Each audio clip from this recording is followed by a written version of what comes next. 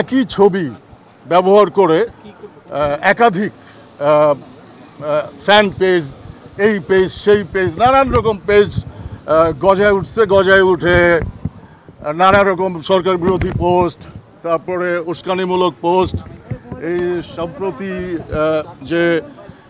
আন্দোলন হয়ে গেল এটাকে ঘিরে নানান রকম উস্কানি এবং বিভিন্ন ইস্যুতে বিভিন্ন রকম মানে কোনো মানে অস্থিতিশীল করার জন্যে যে সমস্ত মানুষকে উস্কানি দেওয়ার জন্য যেভাবে লিখতে হয় ওইভাবে লিখে বা বলে, হ্যাঁ, এই সমস্ত পোস্ট আর কি দেওয়া হচ্ছে। তো আমি আমার অ্যাভারেজে আমার যারা বলতেছে আমার দেশের বাইরে বাংলা ভাষাভাষী যারা আমার ফ্যান ফলোয়াররা আছেন তারা এই সমস্ত পোস্টে কনফিউজ হবেন না, কারণ এখানে আইন আছে, আইনের লোকজন সতর্ক,